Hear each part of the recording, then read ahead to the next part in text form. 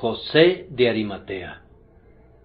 José de Arimatea, miembro noble del concilio, que también esperaba el reino de Dios, vino y entró osadamente a Pilato y pidió el cuerpo de Jesús. Pilato se sorprendió de que ya hubiese muerto, y haciendo venir al centurión, le preguntó si ya estaba muerto.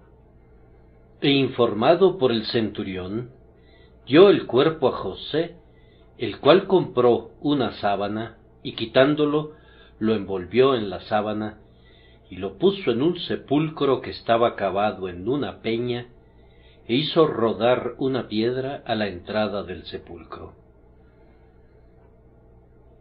Fue un día muy sombrío para la Iglesia de Dios y para la causa de Cristo, pues, como el Señor Jesús estaba muerto, el sol de sus almas había marchado al ocaso. Entonces todos los discípulos, dejándole, huyeron. Seréis esparcidos cada uno por su lado, y me dejaréis solo. Fueron las tristes palabras de Jesús que se habían hecho realidad. Él pendía muerto en la cruz, y sus enemigos esperaban que ese fuera su fin, mientras que sus amigos temían que lo fuera. Unas cuantas mujeres que habían permanecido en torno a la cruz, fieles hasta el propio fin, dieron muestras de fidelidad hasta la muerte. Pero ¿qué podían hacer para recobrar su cuerpo sagrado y darle una honrosa sepultura? Esa carne inestimable parecía estar en peligro de correr la suerte que usualmente aguardaba los cuerpos de los malhechores. De todos modos existía el temor de que fuera arrojado en la primera tumba que pudiera encontrarse para que lo resguardara.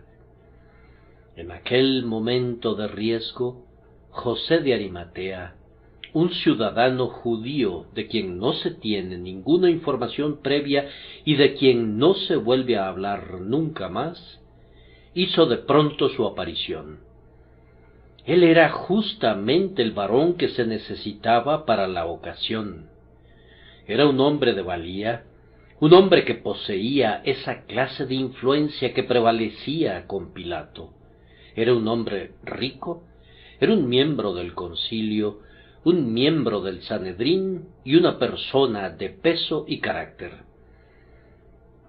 Cada uno de los evangelistas lo menciona y nos informa algo acerca de él, y por esos informes sabemos que se trataba de un discípulo, de un varón bueno y justo que también esperaba el reino de Dios. José había sido una persona reservada y probablemente fuera antes un cobarde, pero en aquel momento se aproximó a la cruz y vio cómo estaban las cosas, y entonces vino y entró osadamente a Pilato y pidió el cuerpo de Jesús que le fue concedido. Aprendamos de esto que Dios cuenta siempre con sus testigos. Por más que el ministerio renuncie a la verdad, por más que quienes debieran ser líderes se vuelvan desleales, la verdad de Dios no deja de contar con amigos. Pudiera suceder con la Iglesia lo mismo que sucede cuando un abanderado se acobarda y el regimiento está a punto de caer en el desaliento. Pero se encontrarán otros abanderados, y el estandarte del Señor ondeará sobre todos. Puesto que el Señor vive, también vivirá su verdad.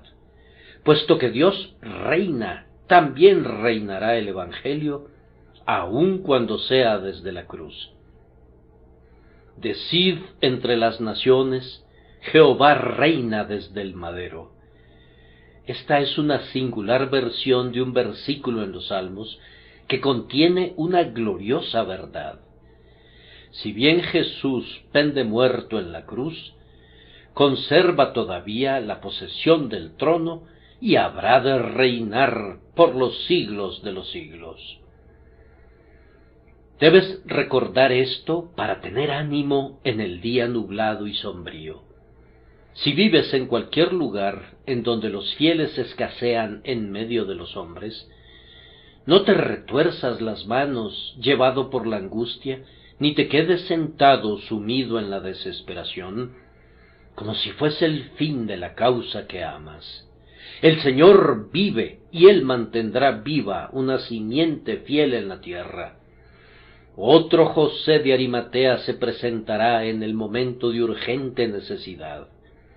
Se encontrará al hombre justo cuando no podamos prescindir de él. Hubo en Egipto un José para Israel, y hubo un José para Jesús en la cruz. Un José cumplió para él el papel de un padre en su nacimiento, y otro José hizo los arreglos para su entierro.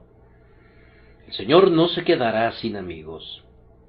Hubo un día sombrío en la historia del Antiguo Testamento, cuando se oscurecieron los ojos de Elí, el siervo de Dios. Y lo que es peor todavía fue que estaba casi tan ciego mentalmente como lo estaba físicamente, pues sus hijos se envilecieron y él no los estorbó. Parecía como si Dios tuviera que renunciar a su Israel. Pero ¿quién es este niño que es llevado por su madre, este niño pequeñito que se va a quedar en el santuario para servir a su Dios mientras viva? Aquel hombrecito tan pequeñito que viste una túnica pequeña que las manos de su madre le confeccionaron amorosamente. Miren ustedes que tienen los ojos de la fe, pues el profeta Samuel está ante ustedes, el siervo del Señor, por cuyo santo ejemplo Israel será conducido a mejores cosas y será liberado de la opresión que castigaba las iniquidades de los hijos de Eli. Dios tiene hoy, en alguna parte, yo no sé dónde, pudiera ser en una oscura casita de alguna aldea inglesa, o en una lejana cabaña de madera ubicada en una región remota en los bosques de América, o en las viviendas insalubres de nuestros barrios bajos, o en nuestros palacios. Dios tiene hoy un hombre que cuando alcance una mayor madurez en la vida, libertará a Israel peleando las batallas del Señor. El Señor está preparando a su siervo, y cuando llegue el momento, cuando la hora necesite al hombre, se dispondrá de un hombre para la hora. La voluntad del Señor se cumplirá, independientemente de lo que pudieran pensar los infieles y los escépticos. Yo veo en esta aparición de José de Arimatea, justo en el momento requerido, un pozo de consuelo para todos los que llevan en sus corazones la causa de Dios. No necesitamos que nuestras mentes se preocupen respecto a quiénes habrán de suceder a los pastores y a los evangelistas de hoy. Podemos confiar a nuestro Dios la sucesión apostólica. Quiero hablar esta mañana con respecto a ese José de Arimatea, a ese miembro noble del concilio, orando para que pueda dirigirme a sus almas en todo momento. Como ya he dicho, no hay ninguna otra información sobre José fuera de lo que está registrado aquí. Él brilla cuando se le necesita y enseguida desaparece. Su expediente está en lo alto. No necesitamos mencionar las tradiciones que existen acerca de él, pues pienso que la práctica de citar leyendas tiene una tendencia perversa que puede apartarnos de la pura y genuina palabra de Dios.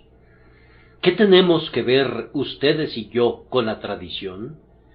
¿Acaso no nos basta la Escritura? Probablemente no haya ninguna verdad en las absurdas historias de José y Glastonbury, y si la hubiese, pudieran no ser relevantes para nosotros. Si algún hecho hubiese sido digno de la pluma de la inspiración, habría quedado por escrito, y como no está registrado, no tenemos ningún deseo de saberlo. Hemos de quedarnos satisfechos con hacer una pausa allí donde el Espíritu Santo detiene su pluma. Esta mañana voy a usar el caso de José de Arimatea de 4 formas. Primero, como una advertencia para nosotros. Era un discípulo de Jesús, pero secretamente, por miedo de los judíos. En segundo lugar, para nuestra instrucción. Al final salió de la clandestinidad, motivado por la cruz, con respecto a la cual el santo Simeón había declarado que por la muerte del Señor Jesús serían revelados los pensamientos de muchos corazones. En tercer lugar, para que despertemos. Hubo una oportunidad para que José diera la cara, y hay una oportunidad ahora para que todos los tímidos se tornen valientes. Y por último, para nuestra guía, para que si hemos sido de alguna manera tímidos y miedosos, demos la cara a la hora de la necesidad y nos comportemos tan valerosamente como lo hizo José de Arimatea en la víspera del día de guardar pascual. Primero, entonces, deseo considerar a José de Arimatea como una advertencia para nosotros. Él era un discípulo de Cristo, pero lo era secretamente, por miedo de los judíos. Nosotros no le recomendamos a nadie que imite a José en eso. El miedo que nos conduce a esconder nuestra fe es una cosa mala. Sé un discípulo ciertamente, pero no secretamente. Te pierdes de una gran parte del propósito de tu vida si lo fueras. Por encima de todo, no seas un discípulo secretamente, por temor del hombre, pues el temor del hombre pondrá lazo. Si eres un esclavo de ese miedo, eso te degrada, te empequeñece e impide que le des la debida gloria a Dios. Témanle ustedes, santos, y entonces no tendrán nada más que temer. Pongan cuidado en darle la honra a Cristo, y Él cuidará de la honra de ustedes. ¿Por qué razón José de Arimatea era tan reservado? Tal vez se debía a una disposición natural. Muchos hombres son por naturaleza muy osados. Algunos lo son en extremo, pues llegan a ser impertinentes y agresivos, por no decir insolentes. He oído acerca de cierta clase de personas que se aventuran donde los ángeles están renuentes a caminar. Evitemos incurrir en culpa en ese sentido. Muchos, por otra parte, son demasiado retraídos. Tienen que armarse de valor incluso para decir una buena palabra en favor del Salvador a quien aman. Si pudieran hacerlo, se pondrían en la última fila. Esperan contarse entre los vencedores a la hora del reparto del botín, pero no son en extremo ambiciosos de estar entre los guerreros cuando hay que enfrentar al enemigo. Algunos de ellos son sinceros a pesar de su timidez. En los días de los mártires se hizo patente que algunos de los que soportaban más valerosamente en la hoguera eran naturalmente de un talante miedoso.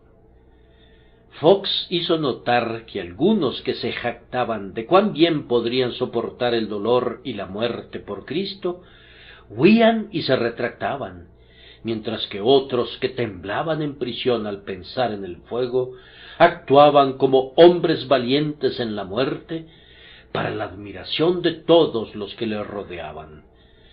Aun así, queridos amigos, no es algo deseable que fomenten la timidez cuando sean turbados por ella. El temor del hombre es una planta que debe ser arrancada y que no debe ser nutrida. Si pudiera, pondría a esa planta en un lugar donde recibiera muy poca agua y nada de sol, y al mismo tiempo buscaría una vara de un mejor árbol. Sería bueno que nos preparáramos a menudo con un himno como este: soy un soldado de la cruz, un seguidor del Cordero. ¿O tendré miedo de reconocer su causa, o me sonrojaré al confesar su nombre? He de ser transportado a los cielos sobre floridos lechos de serenidad, mientras otros lucharon para ganar el galardón y navegaron a través de mares sangrientos. Si saben que su tentación acecha en la dirección del miedo, velen y luchen contra ella, y entrénense perennemente para adquirir un impávido coraje con la ayuda del Espíritu Santo. Me temo también que lo que ayudó a intimidar a José de Arimatea era el hecho de que era un varón rico. Una triste verdad se alberga en el interior de la solemne exclamación de nuestro Señor: «Cuán difícil les es entrar en el reino de Dios a los que confían en las riquezas». Las riquezas no fortalecen el corazón ni vuelven audaces a los hombres en pro de la buena causa. Si bien la riqueza es un importante talento que puede ser usado muy bien por el hombre que ha entrado en el reino del cielo, trae consigo trampas y tentaciones, y cuando un hombre no ha entrado todavía en el reino, la riqueza es, en muchos sentidos, un terrible obstáculo para su entrada.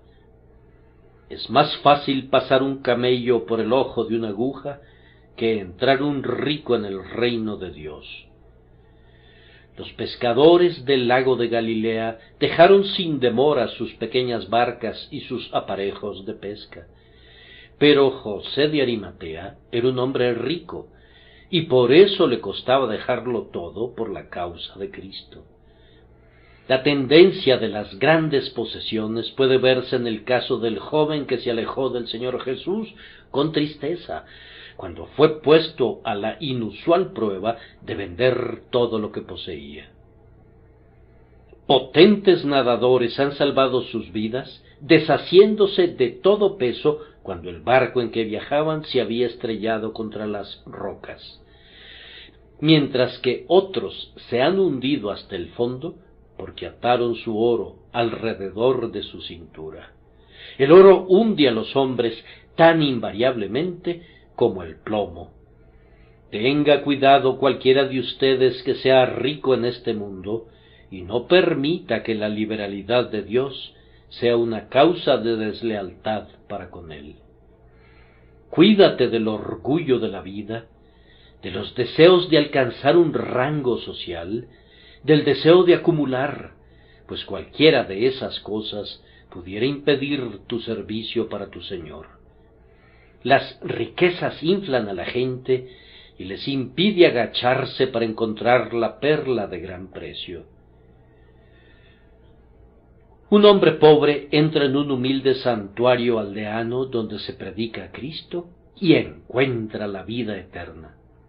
Otro hombre que vive en la misma aldea está preocupado por su alma, pero a él no le gusta asistir al pobre conventículo y se queda sin la bendición. Se mantiene alejado porque se pregunta: ¿qué diría la gente si el principal terrateniente asiste para oír el Evangelio? ¿Qué conmoción habría si el hijo de un noble fuese convertido? La riqueza de José de Arimatea le hacía indebidamente cauteloso y posiblemente, sin que lo supiera, impedía que tomara partido con el vulgo que seguía al Señor Jesús. Su corazón iba en pos del galardón, pero el gran peso de sus riquezas le obstaculizaba su carrera. Fue un ejemplo de abundante gracia que fuera ayudado para correr bien al final. Posiblemente también fuera obstaculizado por el hecho de que ostentara un cargo y de que fuera honorable en su desempeño. Se requiere de grande gracia para soportar el honor humano, y a decir verdad, no vale particularmente la pena soportarlo cuando lo tienes. Pues, ¿qué es la fama, sino el aliento de la nariz de los hombres? Es un pobre ingrediente si se quisiera utilizar como alimento para el alma. Si un hombre pudiera vivir de tal manera que lograra conquistar aplausos universales, si pudiera escribir su nombre con letras de oro a lo largo del cielo, ¿qué lograría con eso? ¿Qué hay en el aplauso de una irreflexible multitud? Si se ganara mediante una virtud perseverante la aprobación de unos hombres buenos, sería más deseable que grandes riquezas. Pero incluso en ese caso, se puede convertir en una tentación, pues el hombre podría comenzar a preguntarse, ¿qué dirá la gente? En vez de, ¿qué dirá Dios? Y en el instante en que cae en esa disposición de ánimo, introduce un elemento debilitante en su vida. El bien, buen siervo y fiel del propio labio del maestro vale más que 10,000 truenos del aplauso de príncipes y senadores. La honra entre los hombres es, en el mejor de los casos, un peligro para las mejores personas. José era honrado en el concilio y eso propiciaba que el hombre fuera prudentemente lento. Cuando se ostenta un cargo, se tiende a proceder con cautela más bien que con entusiasmo.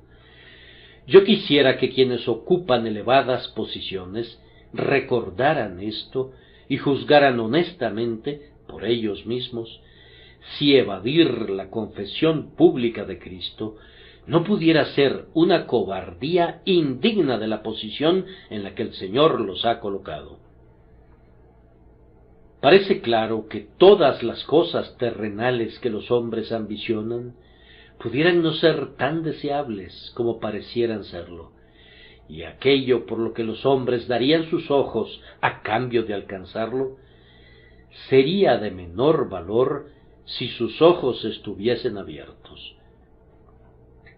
Yo les preguntaría cordialmente en este momento, pues el sermón tiene la intención de ser personal en todo momento, si algunos de ustedes que aman a mi Señor y Maestro lo hacen secretamente por temor de los hombres. Ustedes no han confesado nunca su fe abiertamente. ¿Y por qué no lo han hecho? ¿Qué te impide asumir una resuelta posición por el Señor? ¿Eres rico? ¿Eres honorable?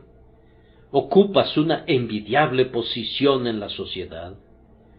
¿Y eres tú una criatura de un espíritu tan rastrero que te enorgulleces de esos relumbrantes ambientes cual niño que presume su traje nuevo?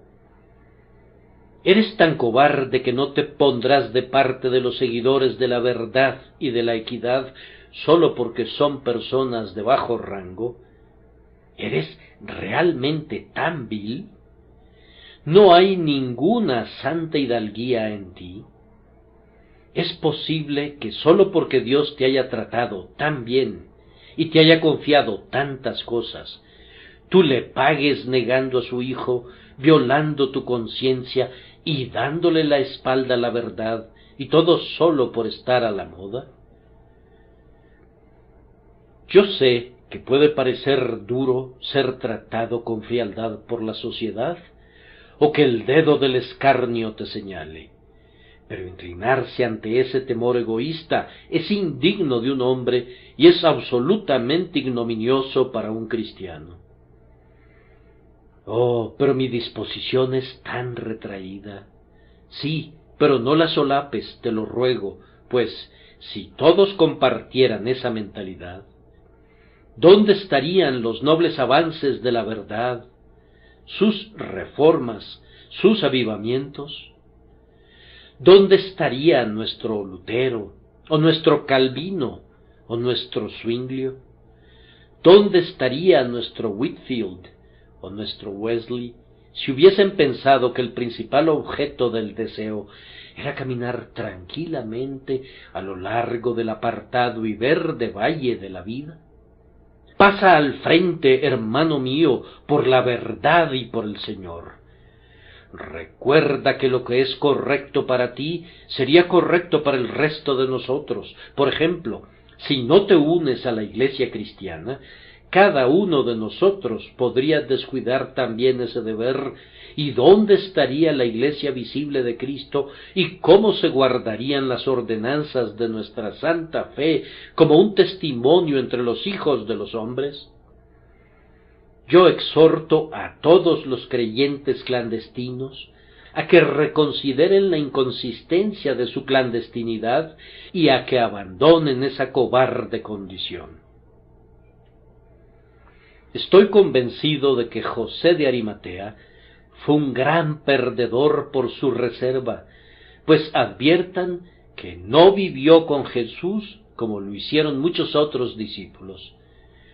Durante aquel breve pero dorado período en que los hombres caminaron y hablaron, y comieron y bebieron con Jesús, José no estaba con él. No estuvo entre los 12 como posiblemente hubiera estado si hubiese poseído más valor y decisión. José se perdió de muchas de aquellas conversaciones familiares que el Señor reservaba para los suyos cuando despedía a las multitudes. Se perdió de aquel sagrado entrenamiento y fortalecimiento que equipaba a los hombres para llevar las nobles vidas de los santos primitivos. ¿Cuántas oportunidades debe de haberse perdido de trabajar para el Maestro y con el Maestro? Tal vez no nos enteramos de nada más de él, porque no hizo nada más. Posiblemente esa única acción grandiosa que ha redimido su nombre del olvido es todo lo que está registrado, porque fue realmente todo lo que era digno de registrarse. José debe de haber sido un hombre más débil, más triste y menos útil por haber seguido a Cristo de lejos. Pluguiese al cielo que unas reflexiones como estas atrajeran a nuestros amados hermanos cristianos que son verdaderamente fieles y honorables, pero que han estado escondidos hasta ahora entre el bagaje y que no han salido para ponerse del lado de Jesús. En segundo lugar, habiendo considerado a José de Arimatea como una advertencia, voy a proceder a hablar de él como una lección para nuestra instrucción. José pasó al frente después de todo, y también lo harán ustedes, amigos míos. Si son honestos y sinceros, tarde o temprano tendrán que confesar a su Señor. ¿No creen que sería mejor hacerlo cuanto antes, en vez de hacerlo más tarde? El día vendrá cuando esa vergüenza que ahora temen caiga sobre ustedes. Con la misma certeza de que eres un creyente sincero, te habrás de encontrar ese vituperio y esa burla que ahora te alarman. ¿Por qué no enfrentarlos de inmediato y acabar con eso? Tendrás que confesar a Cristo delante de muchos testigos. ¿Por qué no comenzar a hacerlo de inmediato? ¿Cuál es la dificultad de ello? ¿Resultará ser más fácil para ti? ¿Te traerá una mayor bendición y será más dulce en el recuerdo posteriormente a que sigas posponiéndolo? ¿Qué fue lo que llevó a José de Arimatea a dar la cara? Fue el poder de la cruz. ¿No es algo notable que toda la vida de Cristo no provocara una abierta confesión de este hombre? Los milagros de nuestro Señor, sus maravillosos discursos, su pobreza y su abnegación, su gloriosa vida de santidad y benevolencia, todo eso pudo haber ayudado a edificar a José en su fe secreta, pero no bastó para generar en él una valiente confesión de fe. La vergonzosa muerte en la cruz tuvo un mayor poder sobre José que toda la hermosura de la vida de Cristo. Veamos ahora, ustedes que son tímidos y retraídos, si la cruz no tendrá hoy la misma influencia sobre ustedes. Yo creo que la tendrá si la estudian cuidadosamente. Estoy seguro de que lo hará si el Espíritu Santo la confirma para su corazón. Yo supongo que para José de Arimatea la muerte de Cristo en la cruz pareció ser algo tan perverso que tuvo que salir en favor de aquel que había sido tan maltratado. Él no dio su consentimiento para el acuerdo de los hombres del Sanedrín para condenar a muerte a Jesús. Probablemente él y Nicodemo se retiraran juntos de la asamblea. Pero cuando vio que el crimen había sido realmente cometido y que el varón inocente había sido entregado a la muerte, entonces dijo: «No puedo ser un testigo mudo de semejante crimen. Ahora debo estar del lado del santo y justo». Por tanto salió y dio muestras de ser un siervo dispuesto de su Señor crucificado. Sin importar lo que sucediera, José sentía que debía reconocer que estaba del lado de la justicia ahora que le habían quitado maliciosamente la vida al Señor Jesús. Era tarde, era tristemente tarde, pero no era demasiado tarde. Oh discípulo clandestino, ¿no abandonarás tu escondite? ¿No te apresurarás a hacerlo? Tú que eres callado y reservado, si oyeras que el nombre de Jesús es blasfemado, como lo es en estos perversos días, ¿no lo defenderías? Cuando oyes que su deidad es negada, cuando su condición de cabeza de la Iglesia le es reconocida a alguien más, cuando su propia persona es colocada como el blanco de las críticas de sujetos indecentes de la más baja calaña, ¿no hablarás a favor de él? ¿No te escandalizará esa vil conducta al punto de llevarte a hacer una abierta confesión? La suya es la causa de la verdad y de la justicia, de la misericordia y de la esperanza para los hijos de los hombres. Por tanto, no puede ser injuriado mientras tú callas. Si otros lo hubiesen apoyado, tal vez tú podrías haber sido excusado de alguna manera por cohibirte, pero ahora que tanto se mofan de él, no puedes quedarte pasivo sin cometer un grave pecado. A pesar de que Jesús es digno de toda honra, lo cubren de escarnio. ¿No lo defenderás? Él es tu Salvador y Señor. Oh, no te demores en reconocer que le perteneces. La cruz puso al descubierto el corazón de José, aborreció la iniquidad que inmoló al santo y al justo, y por tanto se ciñó para convertirse en el guardián de su cuerpo sagrado. Pero, además, lo que hizo que José sintiera que no se podía esconder más, pudo haber sido en parte la maravillosa paciencia de la muerte del Señor. Le oiría decir: «Padre, perdónalos, porque no saben lo que hacen». Le observaría cuando esos benditos labios dijeron: «Tengo sed». ¿Piensas que contempló la procacidad y el escarnio que rodearon al moribundo Señor? Y sentiría que las piedras gritarían si él no mostraba amabilidad a su mejor amigo. Como Jesús no habló para defenderse, sino que estaba mudo como una oveja delante de sus trasquiladores, José se vio obligado a abrir su boca en favor de él. Si Jesús no respondía y únicamente musitaba oraciones por sus asesinos, el miembro noble del concilio debía reconocerle. El sol le reconoció y cubrió su faz en cilicio. La tierra le reconoció y se estremeció hasta su propio centro ante sus sufrimientos.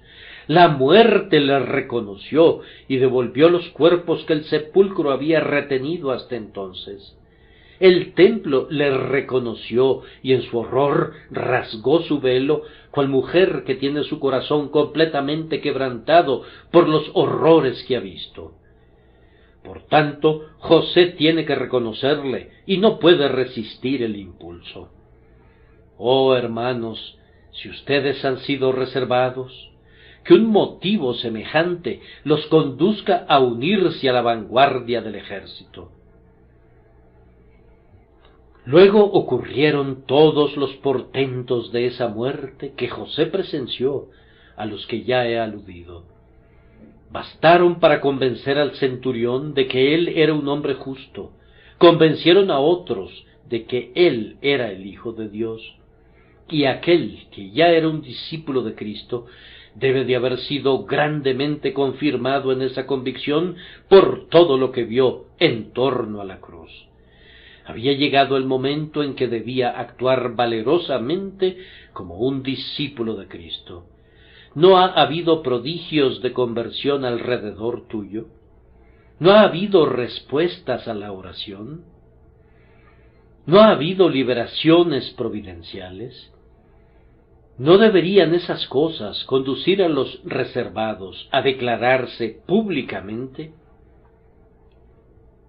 No creo que entendiera plenamente el designio de la muerte de nuestro Señor.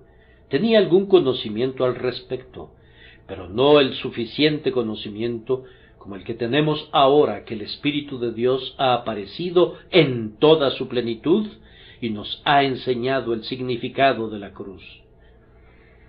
Oh, escuchen, señores, ustedes que no están abiertamente de su lado, ustedes que no han llevado nunca su librea, ni han entrado manifiestamente a su servicio. Él murió por ustedes.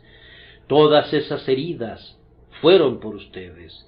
Fue enteramente por ustedes ese sudor sangriento del que todavía pueden verse los vestigios en el semblante del crucificado. Por ustedes fueron la sed y la fiebre, por ustedes fue la inclinación de la cabeza y la entrega del espíritu, y pueden avergonzarse de reconocerle.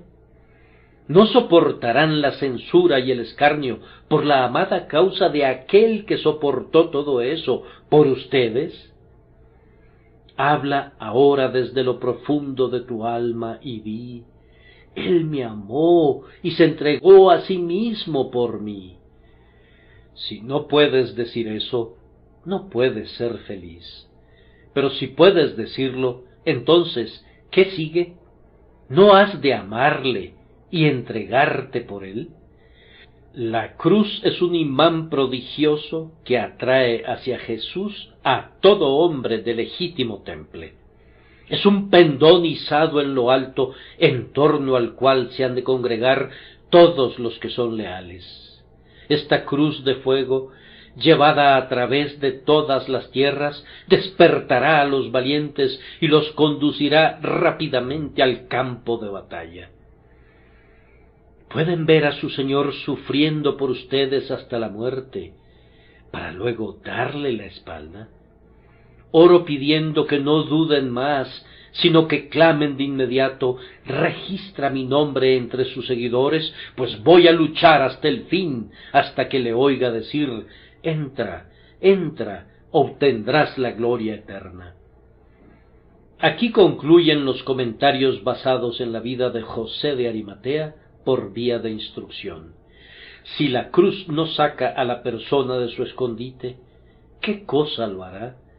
Si el espectáculo del amor agonizante no aviva en nosotros un valiente afecto por él, ¿qué podría hacerlo?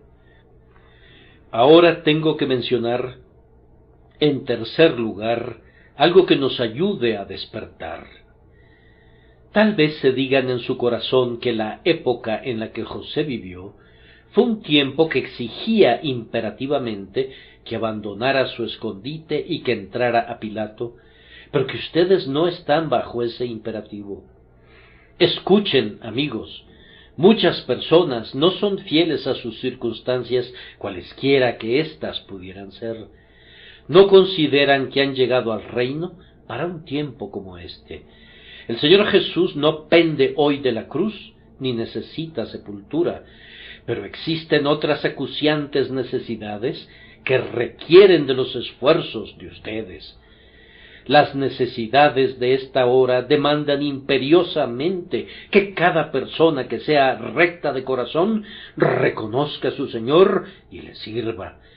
Toda persona que ame a Cristo debe demostrarlo con sus acciones en esta hora. Una boya colocada cerca de la costa de Mumbles en Gales del Sur lleva una campana que tiene el propósito de avisar a los marineros la existencia de rocas peligrosas.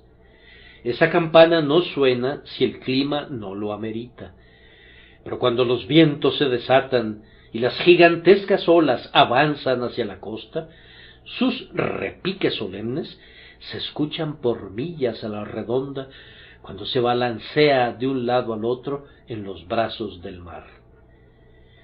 Yo creo que hay hombres legítimos que callan cuando todo está en calma, pero que se verán forzados a hablar cuando los vientos desencadenados comiencen a soplar. Permítanme asegurarles que se está desencadenando ahora una tormenta que va empeorando más y más. Si leo correctamente los signos de los tiempos, es conveniente que toda campana repique su nota de advertencia, no sea que las almas se pierdan y se estrellen contra las rocas del error. Ustedes, que se han quedado rezagados porque la lucha no parecía requerirlos, deben abandonar su posición de comodidad. Yo los convoco a la guerra en el nombre del Señor. El Señor los necesita. Si no vienen en su ayuda contra los valientes, una maldición se posará sobre ustedes. O bien ha de ser escrito a sus espaldas, cobardes pusilánimes, o bien apoyarán solemnemente hoy la causa de Jesús. Les diré por qué se necesitaba a José, y era precisamente porque los enemigos de Cristo habían ido por fin demasiado lejos. Cuando le acosaban y cuando tomaron piedras para apedrearle, fueron bastante lejos. Cuando dijeron que tenía un demonio y que estaba loco, fueron mucho más lejos. Cuando aseveraron que echaba fuera demonios por Beelzebú, el príncipe de los demonios, eso ya constituía una blasfemia. Pero ahora ya rebasaron la línea de una manera sumamente fatal. Tomaron de hecho al rey de Israel y lo clavaron a una cruz, y está muerto. Y por tanto, José no puede tolerarlo más. Abandona su compañía y se une al Señor Jesús. Vean cuán lejos se están yendo los hombres en estos días. En el mundo de afuera tenemos infidelidad de un carácter tan vil y brutal que es indigna de la civilización y mucho más indigna del cristianismo de nuestra época. Ustedes que son temerosos, den ahora un paso al frente y rehúsen ser contados con el mundo incrédulo. Además, en la iglesia cristiana visible vemos hombres que, habiendo eliminado toda doctrina que consideramos valiosa, asedian ahora a la inspiración de la propia palabra de Dios. Nos dicen claramente que no creen lo que dicen las Escrituras más allá de donde deciden hacerlo. Para ellos, la Biblia es un buen libro, pero es más bien anticuado. Ahora bien, si tú puedes quedarte callado, yo no. La ciudadela del cristianismo está siendo atacada ahora. Que ningún valiente rehúse defenderla. Si pueden quedarse callados al ver que la fe es despedazada, yo no puedo. Vamos, eso basta para hacer que cada varón se ciña su arma y se apresure al combate. Hace años, cuando decían que los franceses iban a invadir a Inglaterra, una anciana se puso muy indignada y amenazó con una resistencia letal. Cuando se le preguntó qué podían hacer las damas inglesas, ella respondió que harían el papel de hombres. Yo no tengo la menor duda de que harían lo más que pudieran en una emergencia como aquella. Cada hierro de la chimenea, ya fuera un atizador o una pala, serían utilizados para defender nuestros hogares y nuestras casas.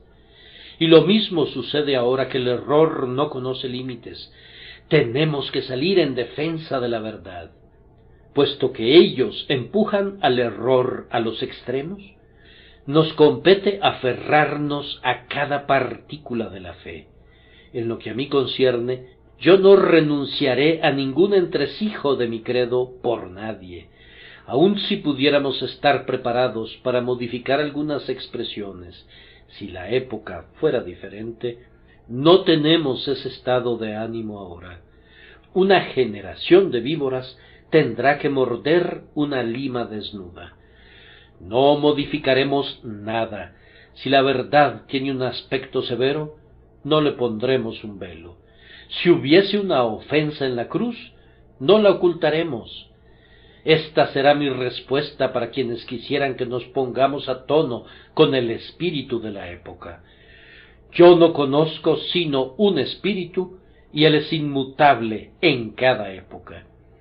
La extravagancia de su duda no tendrá ninguna influencia sobre nosotros, excepto para hacer que enlacemos más estrechamente a nuestros corazones el Evangelio.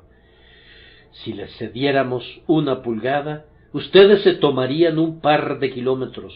Por eso no se les dará ni una sola pulgada. Nuestro propósito es vivir para el libro según lo que está escrito, para el Evangelio según nuestra confianza en él, para el Señor según la expiación que realizó, y para el reino según su gobierno sobre todos. Yo le ruego a cada trémulo cristiano que tenga ánimo, que se ponga la librea del Señor y que avance a la refriega. Pasa al frente ahora, si no lo hiciste antes. Pasa al frente si hay algo de virilidad en ti en estos días de blasfemia y de vituperio. Ustedes, que son hombres, sírvanle ahora contra incontables enemigos, acrecienten su valor ante el peligro y a la fuerza opongan la fuerza. Cuando José de Arimatea se reveló como un discípulo de nuestro Maestro, los amigos de nuestro Señor habían huido en su mayoría.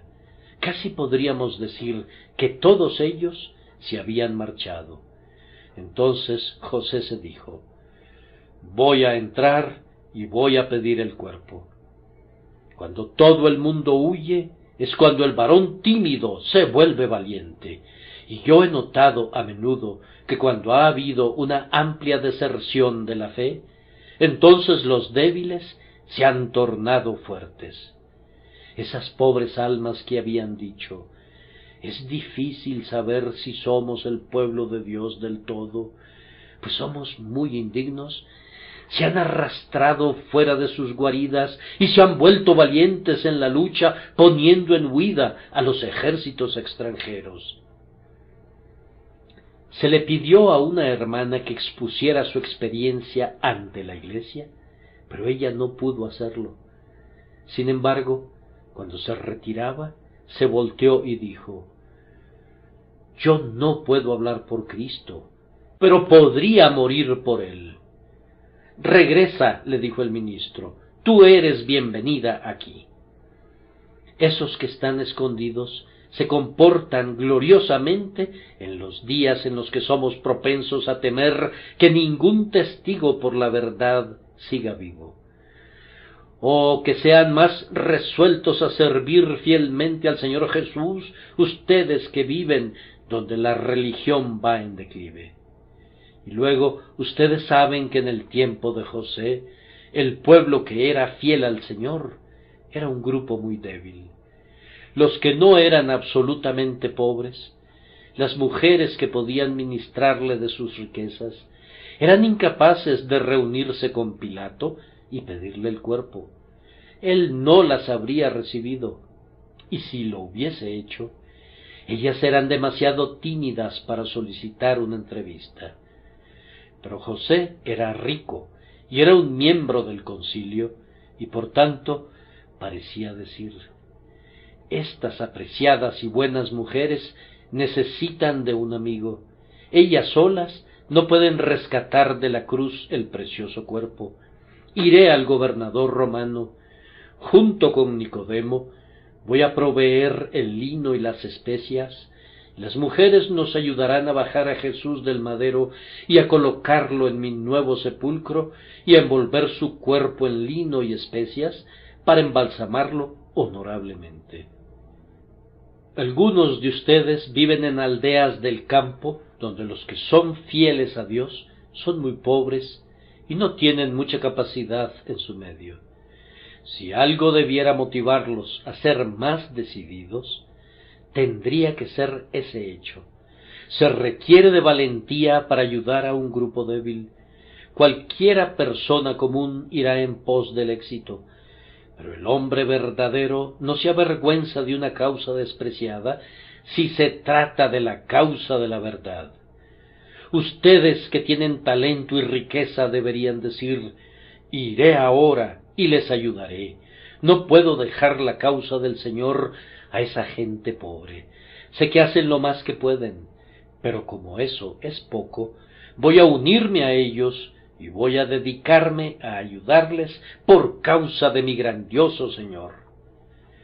¿Acaso no pueden ver cuál es mi intención?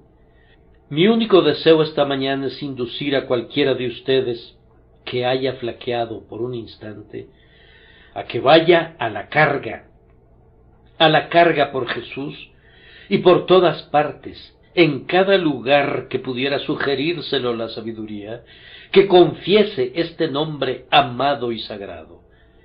Tal vez ustedes sean capullos que no puedan florecer sino hasta que la luz se oscurezca, como la pitahaya que florece en la noche, o como la primavera nocturna.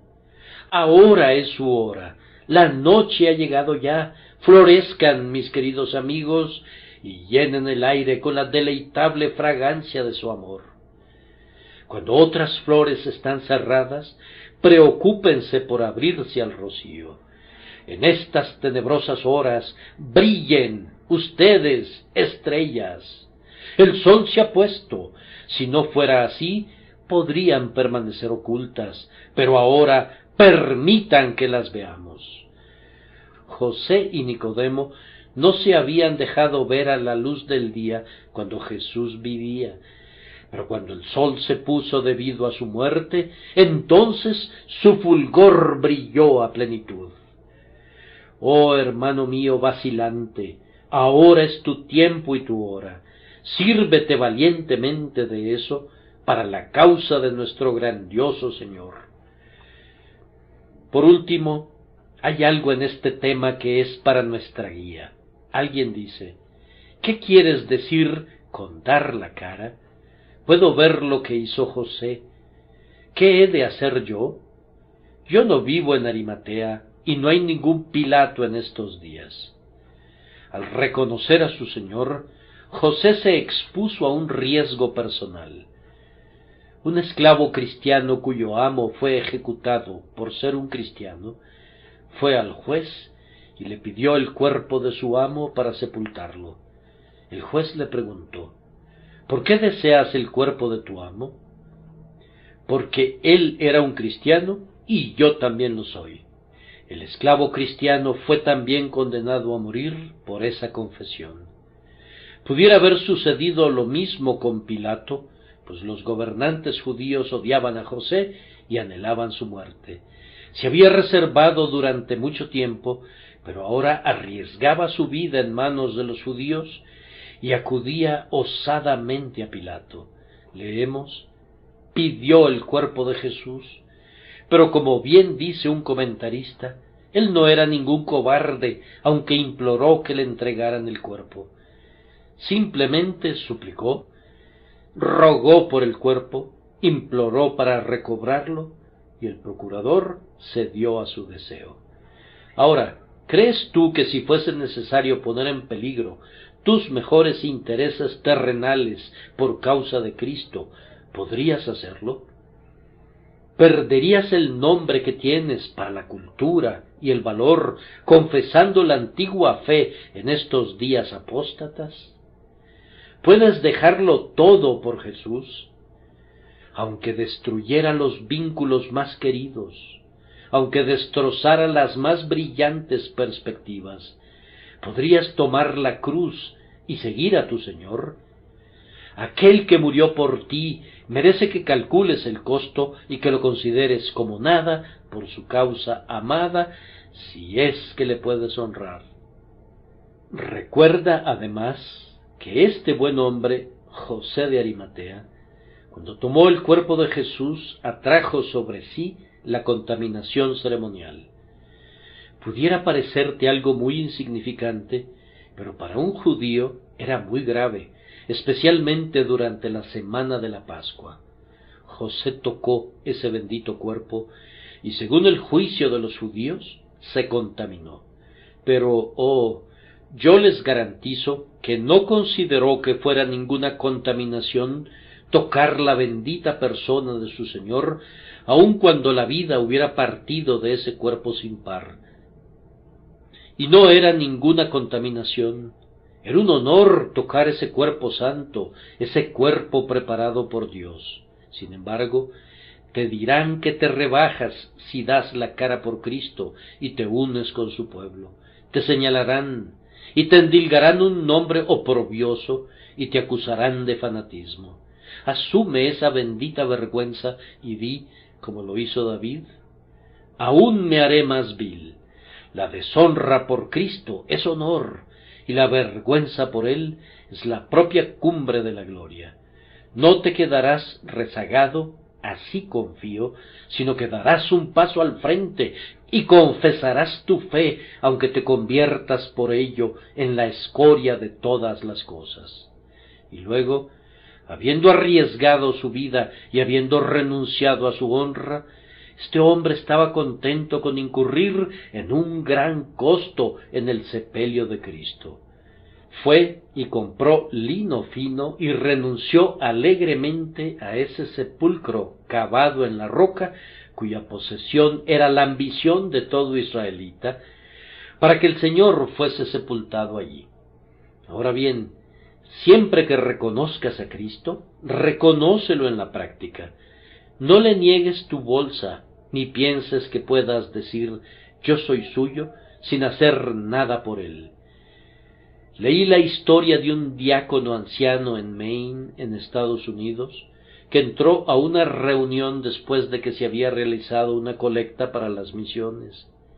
Allí mismo el ministro le pidió a nuestro buen hermano Sewell que orara. Sewell no oró, sino que metió su mano en su bolsillo y hurgó a tientas. «Traigan la caja», dijo, y cuando le llevaron la caja, y cuando hubo metido su dinero, el ministro le dijo: «Hermano Sewell, yo no le pedí que contribuyera con algo, solo deseaba que orara». «Oh», dijo él, «no podía hacerlo mientras no hubiera dado algo».